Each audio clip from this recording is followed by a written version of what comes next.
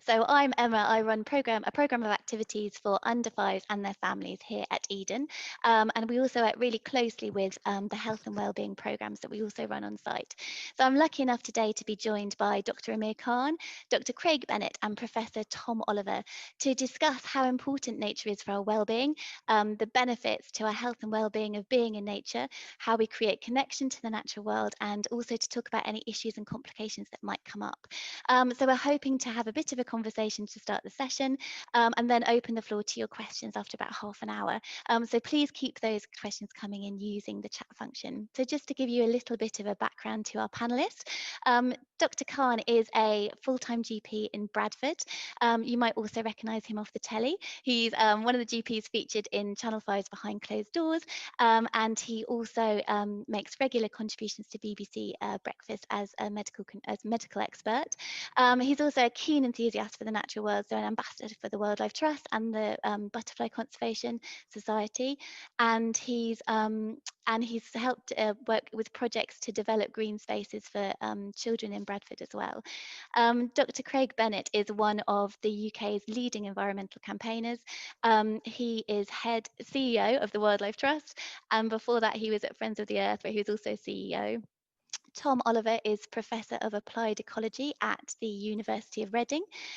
He is a writer, science communicator, advisor, and also the author of The Self-Delusion as well, which came out in January. So welcome Amir, Craig, and Tom, lovely to see you today. Just to start us off, I thought I would ask you, what does nature mean to you, and how do you think it supports well-being? So Amir, would you like to start us off? What does nature mean to you? I'll be honest with you, I grew up in inner city Bradford, where we lived in back-to-back housing. Our doors opened out into the street. We had very little access to nature. So everything I kind of saw growing up was from books and watching television.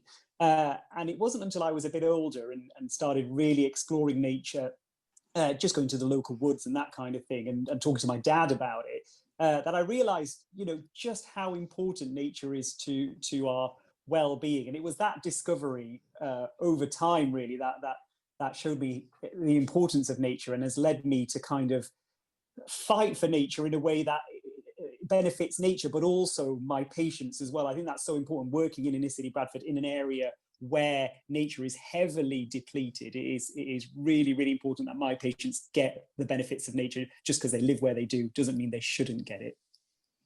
Brilliant, thank you. Craig, how about you? What does nature mean to you, and how do you think it supports well-being? Oh, it's absolutely crucial. I mean, to go big picture for a minute, I think we often forget, but we should never forget, that our whole civilization, our whole economy is actually a wholly owned subsidiary of nature, not the other way around.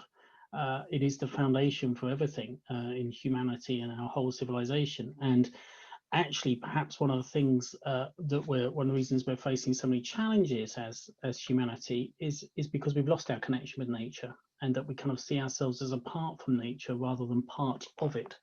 And I think I'd go as far as saying, I think the next step of human progress is to learn to live fairly within environmental limits and to rebuild our relationship with nature. And scientists are pretty clear that if we don't, there probably isn't another step of human progress. So I'm pretty clear that's what progress is about. Brilliant, thank you. Tom, how about you? What does nature mean to you, and how do you think it supports well-being? Yeah, I mean, nature is part of us. We're biological species enmeshed in the fabric of life. Our bodies are built. We have almost the same number of, well, slightly more bacterial cells in our body as human cells. And that they affect our physiology, the way we feel, our emotions. Our consciousness is embodied. It's determined by our physiology. So if those bacteria affect our physiology, they're underpinning the state of our consciousness. So it's not just an analogy. It's literally true that nature is part of us. And when we acknowledge that, when we kind of overcome the illusion that we are sort of individual entities or isolated species, for me, it feels like we become something greater, and for me that gives a feeling of connectedness, feeling of empowerment, enjoyment, and also, I guess, responsibility too. Brilliant, thank you. So Amir, if we just start off with you, is there specific evidence about how nature or the natural world can support our health and well-being? Yeah, there's loads and loads of evidence. It isn't just me kind of saying to my patients, go outside, it's good for you. It's all supported with science, very kind of basic stuff to begin with. We know pollution, air pollution is really bad for us. We know there's an excess number of deaths as a result of air pollution, particularly with people with underlying lung conditions like asthma. And the simple act of planting more trees or being around more greenery, which mops up some of that pollution. There's studies to suggest that people who live closer to greener spaces do better in terms of lung health and deaths from asthma, which is so sad when you see that. We also know exercise is good for us, but actually there's been studies to suggest that exercise outdoors in green spaces has a better cardiovascular, that's heart health outcome than when you exercise either indoors or in urban spaces. There was a really famous study that was printed in a journal called Science, where they looked at people in the US who were in hospital after an operation, and they compared those who had a tree view to those who had a brick wall view, which I know nobody wants anyway. But the people with the tree view actually left on average hospital a day earlier than those who had the brick wall view. And in terms of children's health, it's really beneficial. There's children who spend more time in outdoor green spaces have lower risks of type 2 diabetes as they get older, lower rates of obesity. And as we get older, and we look at things like dementia, Alzheimer's dementia in particular, we know that those people with an established diagnosis of Alzheimer's dementia, if they spend time in gardens or with doing horticultural type activities, their memory actually improves. And those people with early onset dementia actually have slower progress as well of their dementia when they do spend time outdoors doing outdoor activities. And we all know it's great for our mental health. And I'm not saying it's in place of conventional medicine, but it can be as well as. So people who spend time outdoors in green spaces, in natural spaces, produce less of the stress hormone cortisol, produce more of the happy neurotransmitters in the brain, dopamine and serotonin, and all of that can go a long way in improving your mood, anxiety levels, which is something we all need right now, really. Brilliant. So in some ways it seems like a simple solution. And I know that, green prescriptions or going to the doctor and being prescribed a dose of nature is certainly a growing trend. Do some of your patients feel that it's sort of oversimplifying their issues if you say, well, actually take a nice walk in nature and that should help? Yeah, and I think it's important we don't say things like that, really, because health is so complex. It's not just physical, it's psychological, it's economical, and like I've mentioned, I work in inner city Bradford. There's huge levels of social deprivation and poverty. All of that feeds into people's overall health, and actually not having access to that space puts them at a real disadvantage when it comes to when you compare them to other groups of people. So it's important not to simplify it, but you've got to, without telling them about it, you're not giving them the option to engage with it, and that's not right either. So I do always mention it. I do talk to them about it, whether they're coming to see me with their type 2 diabetes, their cardiovascular issues. It could be something as simple as low vitamin D. And if I say, well, actually just have this prescription and take this medication and you'll feel better, and not give them the full advice that they well, not advice, information really, that they need to make an informed choice themselves, I'm doing them a disservice. So it's really important I do mention it. But yes, it's part of all the other stuff, all the other options I give them as well. Great. And are there types of activities that are particularly beneficial to people as well? Yeah, so simply going outdoors is good for you. So spending any amount of time outdoors is good for you. We know there was a big study that was done a couple of years ago, which showed that 120 minutes a week outdoors in green spaces has been shown to have the most health benefit. However, what we don't want to do is say, right, this is exactly how much time you should be spending with nature. This is what you should be doing. That just takes the fun out of everything. So we want people to enjoy it. So the easiest thing to say is, some things are better than others, but anything is better than nothing. So don't feel intimidated by it. You know, when you hear people talking about it, when you see it on the TV, you just go, oh, well, I don't live anywhere like that, and I don't see things like that. It doesn't matter. If you can just go outdoors, even if there's a few trees, that is better than nothing. If we're looking at specific activities, then yeah, doing activities that occupy your mind, make you think a little bit more, is the best thing to do. So we talked about horticultural activities for people with dementia, people who suffer from mental health conditions, and I know the Wildlife Trust do a lot of this. You know, group activities outdoors, tending to nature, tending to reserves, is really good for their mental health, not simply just from being outdoors, but actually being around other people and interacting with other people as well. But I'm very reluctant to prescribe anything very specific. I genuinely think the easiest thing to say is just go out. Anything is better than nothing. Brilliant, thank you. So Craig, we've touched there a little bit on how access is an issue, and that's often something that we hear, that people don't have access to the kind of green spaces. Although Amir was, you know, did point out that actually even small bits of nature can be really beneficial. I was really buoyed to hear that the Wildlife Trust now has 2,300 reserves across the UK, which is brilliant, and that actually it has more reserves than McDonald's has outlets, which is also fantastic, and that we all live 3 miles from a reserve, so suddenly nature does become a bit more accessible. But that on the same sort of, in the same way, we also hear in the media that children are much more likely to recognise the logo of the Golden Arches than they are a native wildflower. So is this an issue about access, or is it about connection? Yeah, really good question. I mean, just to be clear there, it's, yeah, we have around 1,000 more nature reserves than McDonald's has got restaurants in the UK, which is quite a fun competitive statistic to have. And we estimate it's 60% of the British population that live within a 3-mile walk or cycle of one of our nature reserves. Look, I think access is really important. Of course it is. And, you know, there's a lot of statistics, there's a lot of clear evidence that, as Amir was saying, you know, often it's the poorest people in society, the most disadvantaged groups, and also issues around different ethnic diverse groups as well, that have least access to nature in some circumstances. But it's not just a question of access, it is also about that kind of conscious connection and being supported to be able to really understand nature and to connect with it all around us.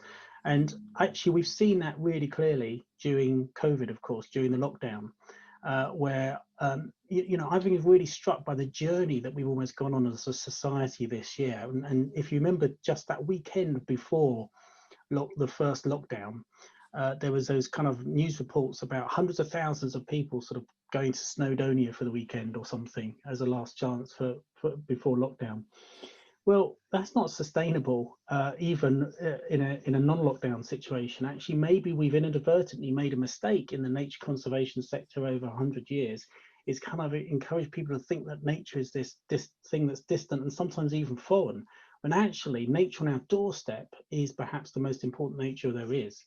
And what then happened during lockdown is people connected with nature close to where they live. Incredibly important. And even Wildlife Trust members who've been members for years were discovering a Wildlife Trust nature reserve around the corner from where they lived, which they didn't know about before that. But it took lockdown to kind of do that and for people to notice nature all around them. We also had a 2,000% increase in visits to our Wildlife Trust webcams from our reserves during lockdown, which just shows how people were craving for their daily dose of nature. And then when we had 30 Days Wild, which is a project that we've been running for 5 years now, where during the month of June, we encourage participants to do sort of one conscious activity each day to connect with nature. We had record numbers get involved this year and brilliant feedback from it. And actually we've commissioned research from Leeds Beckett University, which has looked at this both at Wildlife Trust volunteering programs, and they found that people that are engaged in volunteering with Wildlife Trusts, and I'm sure the same is true with any nature organisation, is that it's very good for their physical and mental well-being, and actually estimated that there's a social return of around £8.50 to society for every pound invested in those volunteering programs in terms of what it does for improving people's health and well-being.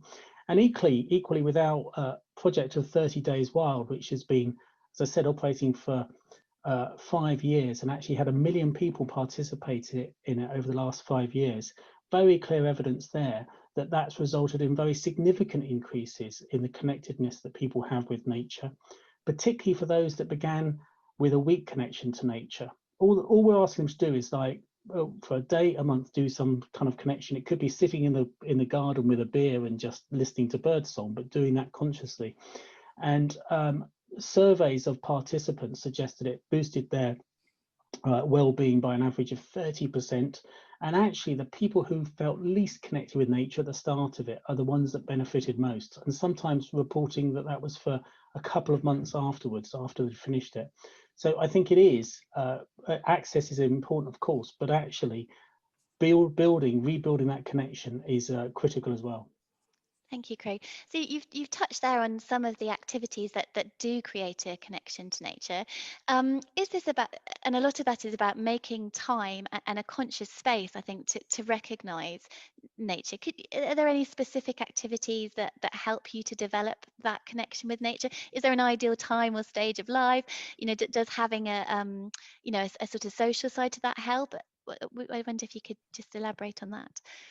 Yeah, I mean, I would say at every time in life it's really, really important. I mean, over the last couple of decades, we've seen this sort of burgeoning forest school movement in the UK, which has been incredibly welcome. And as the Wildlife Trust, we've delivered a lot of those forest schools.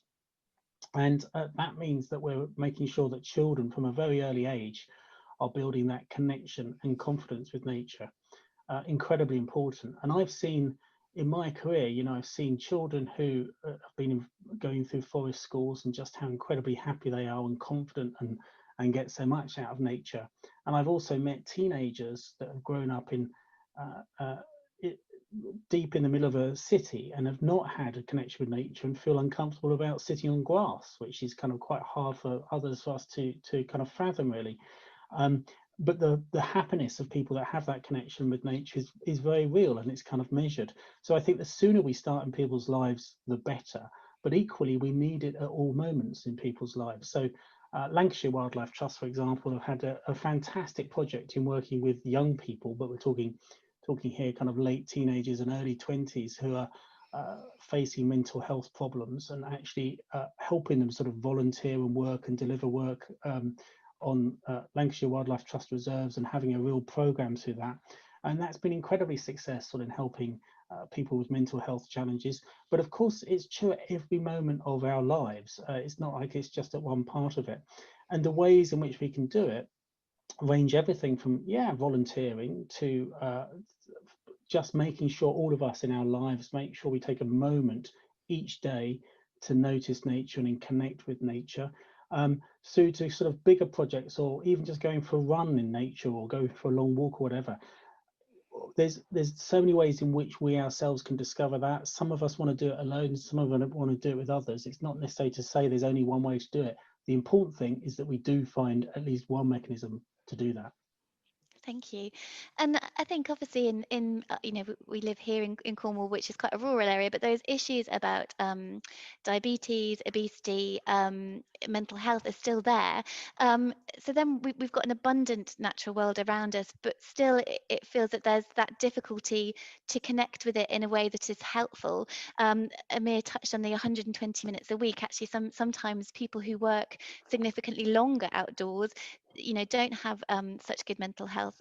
So how can we help people who perhaps see nature in abundance connect with the natural world? Yeah, I mean, that's important. Let's come, let me just say, I wouldn't necessarily assume that nature is in greater abundance in the countryside, to be honest. So I just need to challenge that opening frame for a start. Actually, the evidence is the case that, say, for a lot of our species, particularly our pollinators, actually in some cases they're more abundant in a better state in our towns and cities than outside them, which tells you a lot about agricultural policy that we've had in the UK for many years. But anyway, the point you're making is that actually just the fact that you're living in an area where nature should be more abundant, or it's all around us, doesn't naturally then lead to making that connection. That's absolutely right. That's why I think it is important that we are conscious about it. You know, we shouldn't, as a society, as individuals, but as a society, we shouldn't take nature for granted and assume that that connection will be there. We were all making in our opening comments as the speakers this point that, you know, maybe humanity has kind of lost its connection with nature, even though we are part of nature, and we have to try to make sure that as a species, if you like, as society, we build that connection. And that's true for people living in towns and cities, and it's people living in the countryside as well. So there's lots and lots of different ways to do that. Again, the important thing is that we make sure it absolutely happens, and this comes down to everything from education. And it's great that there's now thinking that there's commitment to develop a natural history GCSE, which I think will be really important, to volunteering, to work placements as well. I mean, another thing we do at the Wildlife Trust is we work with big companies and give them what we call wild work days. A bit challenging during this year, of course, but where employees can come out and do volunteering for a day on site with us, and that's good for their team building, but also in a way that connects them with nature. Incredibly important. There's lots of ways to do it. Brilliant, thank you, Craig. Tom, your book, The Self-Delusion, definitely makes the argument that about how interconnected we are with nature. As you touched on your introduction, it's not just that we're a part of nature. Nature is in us, influencing us in ways we can't even consciously imagine sometimes. But you also say that actually this sort of culture of excessive individualism sort of creates a disconnection with nature. Is this something that we can overcome as individuals, or is this about systems around us or a culture? What's the first step, really? What changes can we make to be able to connect with nature? Yeah, thanks. I mean, I think this is really important for me. I mean, obviously, I have to incentivize myself, need to write a book about it. But it's not just about contact with nature. I think, as people have said, Amir and Craig, you know, we can talk about a dose of nature, and that might be a useful shorthand for kind of encouraging sort of policy to enable the rollout of, for example, green social prescriptions. But it's actually, you know, people can go out in nature and say, well, I've had my dose, I've spent 120 minutes, I was looking at my mobile phone just waiting, and where's my benefit? You know, it's not come. But it's actually about the quality of that time, obviously. And that's about, you know, there's research to show it's not just about the contact, it's about the sense of connectedness that you get whilst in nature. And when we feel more connected, there are lots of research now to show, you know, there are mental health benefits. When people feel connected to nature, they tend to be happier, less depressed. I mean, as Amir kind of laid out at the start, there's a mental health crisis where 1 in 3 of us as adults will suffer depression throughout our lives. Children, it's 1 in 10 have a current diagnosable mental health disorder, even though only 1 in 4 are actually undergoing some kind of treatment for that. And it's even worse in older people. It's 1 in 5 who are sort of currently depressed. So there's a real need for this connection. When we feel that we're isolated individuals, we lose that sense of connection, and we're more susceptible to that depression. Also, a corollary of that is if we feel like we're isolated individuals, it doesn't matter if we destroy the habitat on the other side of the world or nearby or impact other people. We become selfish, you know, and so that leads to the destruction of nature. So there's multiple benefits from increasing this sense of connectedness. And yeah, I mean, individualism has been increasing in many countries over recent decades. And, you know, that's maybe driven partly by our, you know, we've evolved to have a sense of individuality, and it's helpful, you know, we need it to survive. But I think the continuum where we are, you know, from being really selfish narcissists to much more sort of collective, collaborative, you know, collectivist sense of identity, I think we've shifted too far down to that individualistic end. And that's been driven maybe by our culture, you know, our education systems always saying it's to build self-esteem, and, you know, our advertising telling us you're worth it, or our government even saying, you know, there's no such thing as society, only individuals.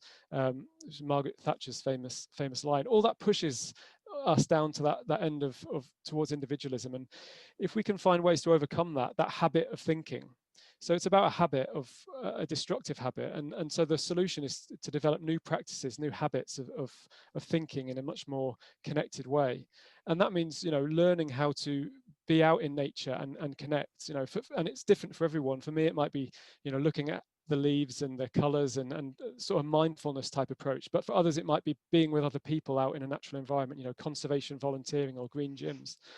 Everyone is different, but there's research now that shows that really develops that sense of connectedness and leads to those benefits. Brilliant, thank you. It does feel that there's there's a slight rewriting of the sort of narrative around the natural world. So anyone who kind of grew up on a lot of nature documentaries and saw big cats as top predators, trying to trying to hunt to survive, this kind of survival of the fittest thing. And now we're starting to see nature more as a connected system. Do you think there's a bit of a rewriting about the narrative around nature? Yeah, I think so. I mean, in biology, we've definitely moved from a kind of survival of the fittest kind of understanding that competition is the mechanism that sort of structures the evolution and the ecology of life, to understanding the role, of at least equal importance, the role of cooperation and between species and between individuals. However, I mean, despite that, I think we still tend to have a very utilitarian approach to the way we view the natural world. We talk about the services that nature provides, pollination and recreation and food, and these are all important, and it's important to measure those and make sure that we have that we have those things that sustain us. But equally, when we have that instrumental relationship with nature, we create this disconnect, and then that automatically creates that psychological barrier where we see nature as something over there and we're over here, and you take that to its extreme and you become very isolated and lonely, essentially. And also, as I said, you tend to care less about the natural world. So I think there is an increasing movement, however, that people are starting to see those connections. And you see movements, the school climate strikes and Extinction Rebellion, these movements where people are seeing something bigger and they want to be part of that, and they want to stand up for future generations, and this sense of collective identity. And I think that's part of a broader shift to a kind of more holistic, a broader sense of self-identity, I hope.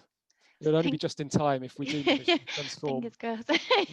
So I think that's something that you touched upon in your book, that seeing nature as when there was a sense of a change in the movement, to see the sort of capital that was involved in nature. So seeing nature as a resource, and using the language that we associate with business and economics to describe nature, that sometimes that can be sort of pushing us down a slightly dangerous path in terms of not recognizing nature or our connection to it in the right way. Is there a risk, therefore, in thinking that we can, if we just think of nature as a resource for our well-being, does that give us the whole picture? Yeah, I think there is a danger. I mean, we've moved on from the times of, Sir Francis Bacon, who said, we should dominate nature and storm and occupy her castles and strongholds and extend the bounds of the human empire. That's the kind of language of domination of nature. And we've moved beyond that, but we still have this, as you mentioned, this kind of treating nature as a sort of capital, a natural capital approach, which I think is harmful. I mean, if you think about this aspect of green social prescribing, treating nature as medicine, it's really progressive in the way getting people out there and funding this kind of initiative. But if we just treat nature as medicine, and when we need a dose of medicine, then we do lose that that understanding that nature is part of us, and that maybe the full benefits of understanding that sense of connectedness, I think. Brilliant, thank you. It's been fascinating. Thank you so much. Juliet, I can see that there's lots of questions coming in. Do you have any questions ready to go?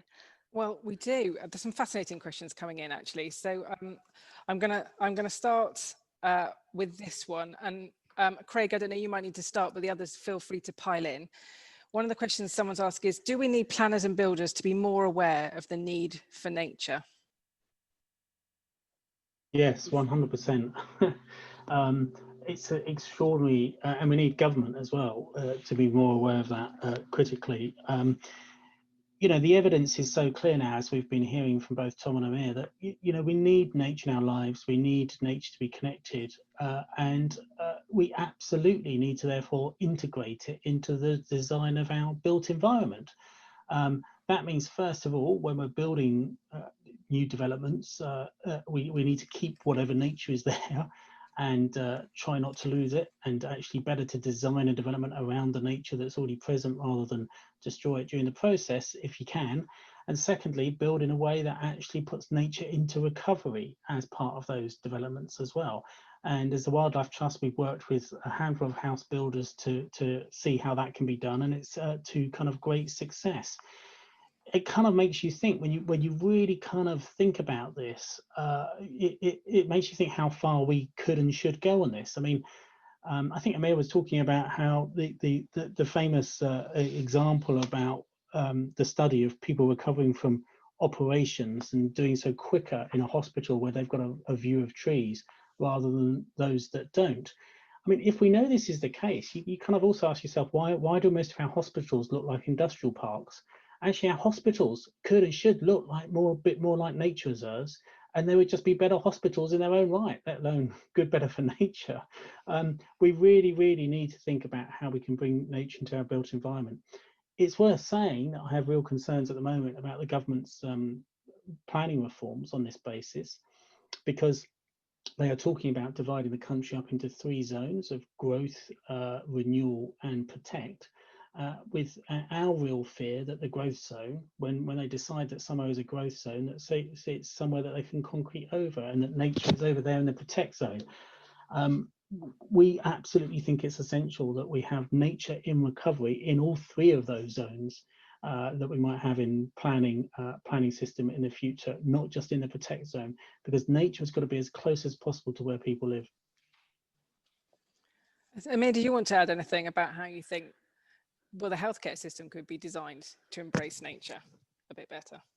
Yeah, I'll be honest, there's a real move within primary care in particular to think about becoming greener as an organisation. So we're looking at the prescriptions we give, things around inhalers, which are the most, the greenest inhalers to prescribe. And there is definitely a movement in that direction. I have to echo Craig's point really about access to nature. I do have concerns about the current government's plans to divide the country up. And I say this over and over again, there is no point telling someone, oh, you can go and see nature there, but you have to get 2 buses to get there, and you'll benefit from it. The people that I certainly serve, and up and down the country, in any inner city area, really, it is tough enough for people to put food on the table, to get their kids to school. That is enough for them for the day. If we then expect them to go somewhere that is not close to them, not within walking distance, and say, actually, that'll be good for you, it'll be good for your kids as well, we've just disconnected from them immediately. Any kind of reform within the health service has to recognize that, and has to recognize, we don't work in isolation in the health service. We connect with so many different other organizations, and the Wildlife Trust has been brilliant at connecting with NHS England in particular, and we really need to think about how we're going to bring nature in to green prescribing, but closer to these inner city areas. Brilliant.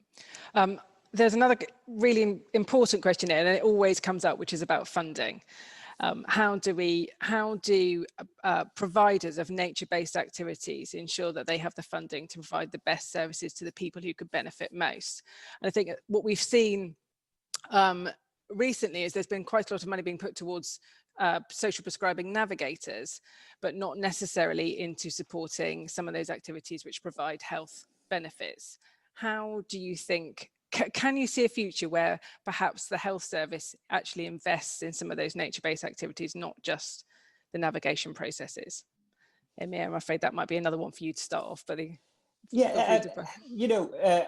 anything that's done within the health service, anything we prescribe, anything we advise, is all evidence-based, and there is plenty of evidence to show us that nature is good for our health in so many different ways that we've talked about already, in isolation and in conjunction with other medical therapies.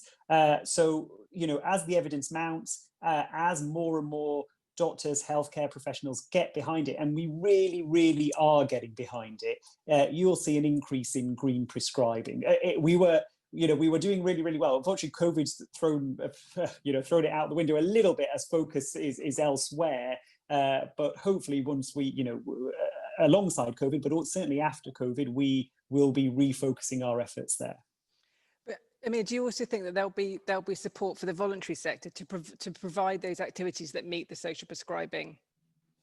So social prescribing is huge. Yeah, social prescribing is massive at the moment. So particularly in the community, in primary care, we work with in conjunction with other GP surgeries. It's called a primary care network. And we are being funded by the government to employ social prescribers who can then, really engage with people who, find people who will benefit the most from these kind of activities and give them the information that they need to access it as well. So the funding is actually there already. Okay, brilliant. And well, actually, Emma, I'm going to bring you on this one as well, because someone said, can they have any tips on getting teenagers and young people outside? Oh, yes, please, can we? Yeah, I have 2 teenage sons, and I think once we make the break, I say that the house has its own gravitational force, and once we can get outside the front door and away from the screens, I know that there were some other really useful tips that were coming through on the chat about geocaching. I haven't tried that with my own children, but I certainly feel exposure. Sometimes if there's lots of you going out, so meeting other, that's not possible at the moment, but when we could meet other families, I think letting children decide what they want to do. So I find with my younger son, if he takes a pair of binoculars, that just gives us another opportunity to engage. With my older son, it's taking a football, and often once we've started on the activity that they want to do, we can then start to look around us and just have, we can extend the walk a little bit. But sometimes it's been quite receptive to where they want to go and what they want to do, and then it does feed in from there. I was very surprised in lockdown version 1. My son's at 11 and 14. And in lockdown version 1, we did put in a veg patch, and we have a small pond in our garden, which is literally a bathtub filled with water. And I was still impressed by the magic that they got, even as teenagers. And it took a little bit to get through some teenage resistance, but actually just growing, connecting a little bit with some of the things that they could see. Bath ponds are my favorite thing in the world, that they're so easy to set up. And there was one evening, the sun was setting, and we saw 6 little froggy heads poking out from our bath pond, and literally as the temperature dropped to a certain degree, they all sprung out of the pond together, and it was quite magical being part of this froggy world. So I think it is about reconnecting with the magic, which is difficult. I know that there's a lot of IT out there which you can use. I think Tom talks in his book about some games that help develop nature connection, empathy. I know for my boys, actually photographing things or videoing things is really helpful when that group activity is not going on.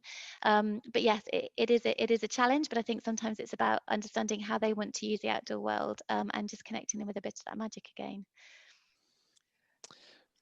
I'll chip in there if that's okay. I think as you mentioned, there are certain apps, and for example, recording species. You can go and identify which species and log it into your phone, and then you can see someone else can help you verify what species that is, and then that record is sent to a database which is used for science to understand how the climate is affecting those species. And so actually getting involved in things like that is an additional element. But I think more fundamentally, for kids, it's hard when if kids get to sort of teenage age and they've been in a sort of inner city urban environment, for example, and not had much access to nature. I think the formative years are really important, and I think many of us will probably remember some kind of moment or several moments when we were for me, it was, I used to live in Malaysia, and I used to look at weaver ants kind of on their nests, pulling together their larvae to build these nests, and they use the larvae like miniature glue guns to stick them together. And seeing the nature, and then at a early age, helps you to then develop a passion for it. If we design our towns in a way that many of them are at the moment, there is very little wild spaces and nature. It's not surprising that we're having children growing up feeling that there's nothing to get from nature. They're scared, potentially, of going out into open spaces because they've had very little exposure. So I think designing our urban environments to be much more kind of nature rich and wild gives people that opportunity to see, birds on their way to school, to see hedgehogs, and that develops an interest, a curiosity, which then they follow up, and then then they'll be roaming the fields themselves, exploring. But I think we've not enabled that because we've impoverished our natural world. I think also, what we also need to say is that obviously with the climate strike, young people can be activists and at the forefront of this. So I don't know if Craig wanted to say, because obviously that movement has given so much energy to some of our conversations about this.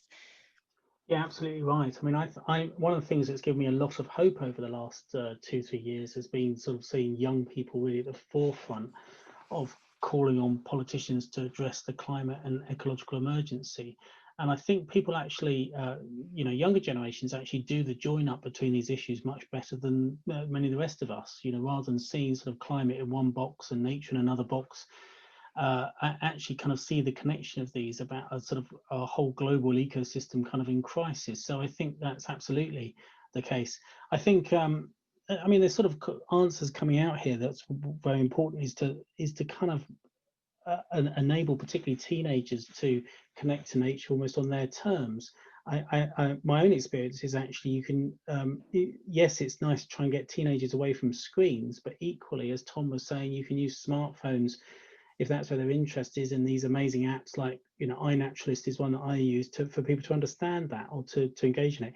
Equally, it might be that you can encourage teenagers to get involved in mountain biking or something like that. That might be another way to get outdoors and connect to nature, or make videos about it or whatever. I think there's ways to do that.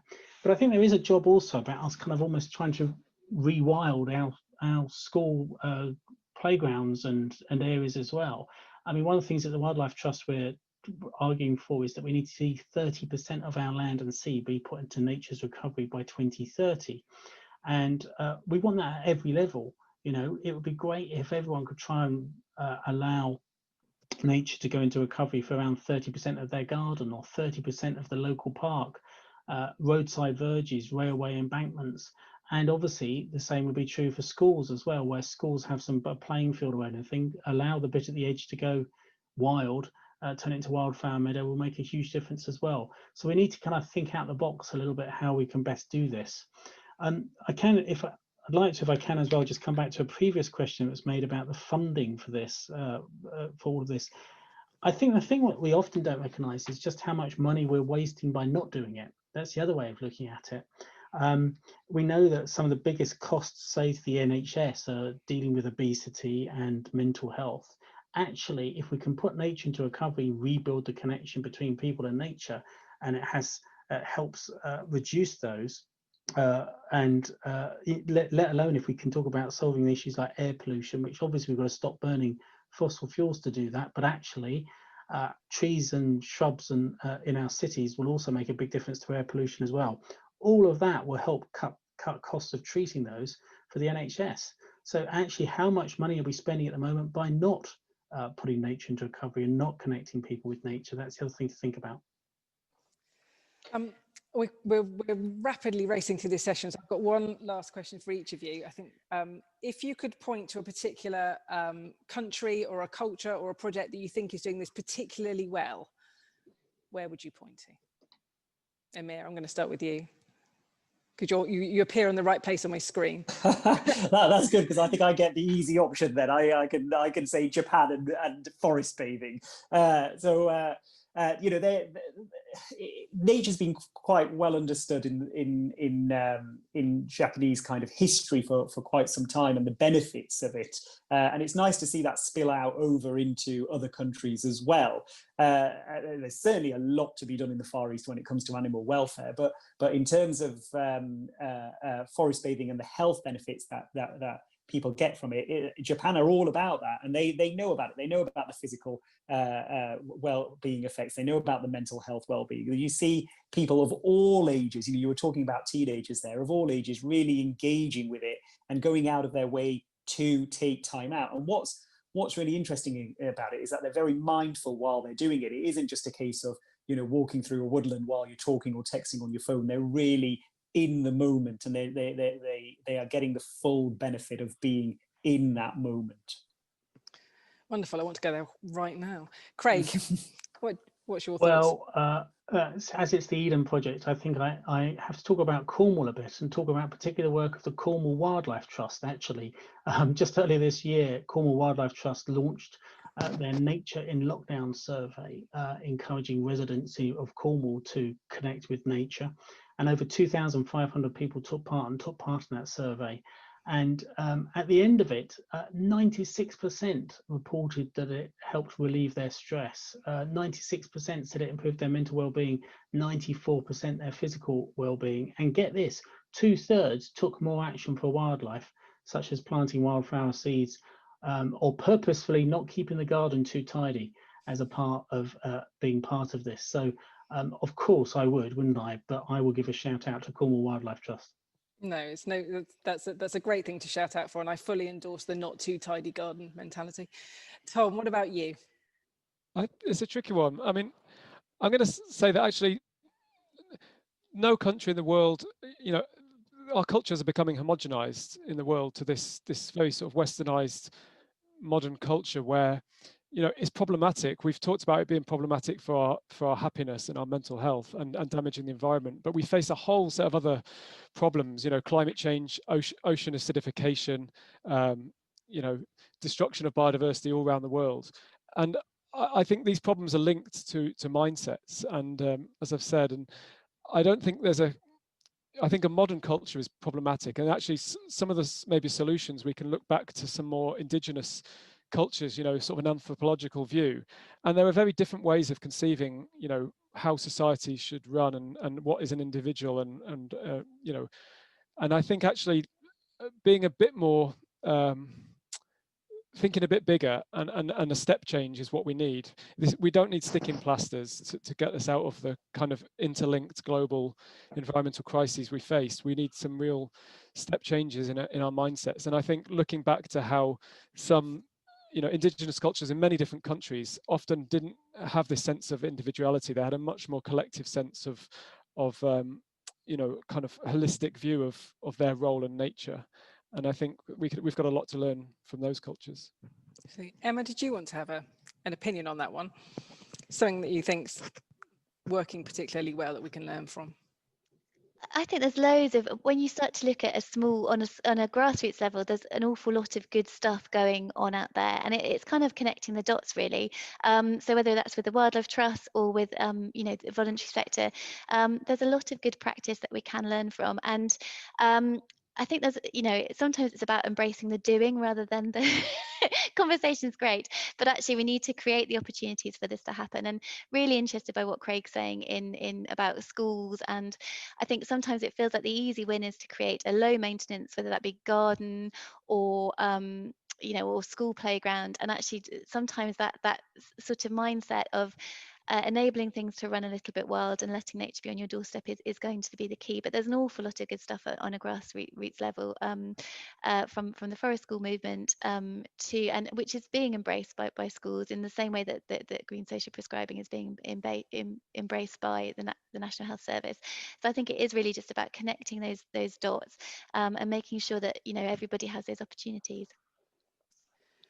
So we're rapidly coming to the end of this session. As I said, we have been asking our speakers and we've been raiding our own archive to think of some resources and things that if people are interested in, you can follow up on. So we'll be creating a PDF that we can send out to you to follow up with.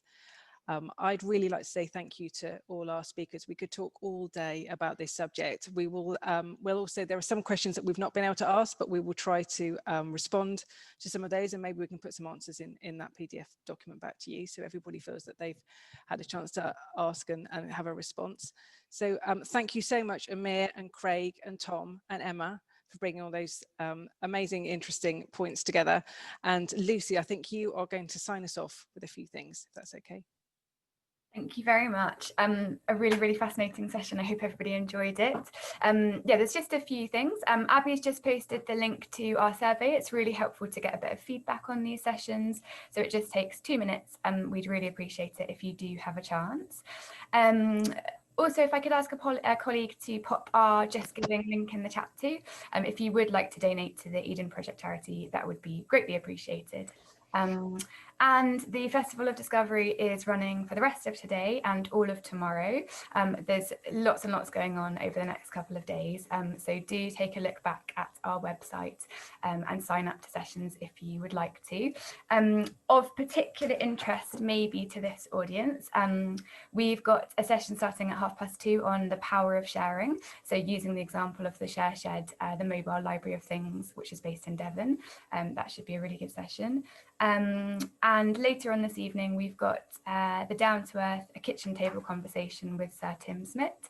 So that starts at 6 o'clock, and it will be a conversation between Sir Tim Smith and Jamie from the Down to Earth project, who started a brilliant project around community allotments, and he's a very passionate speaker and a really interesting guy. So please do check out the rest of the sessions that we've got going. And again, thank you all for attending, and a huge thank you to Emma and Juliet for being our hosts today. Thank you very much. Thanks everyone, I really enjoyed that. Thank you. Thanks for the invite. Thanks for the great questions. Yeah, thank you so much for all your contributions. It's been fantastic. Thank you everyone out there. Cheers, guys. Bye-bye. Thanks all. Take Time to get out and go for a walk now, everyone. care.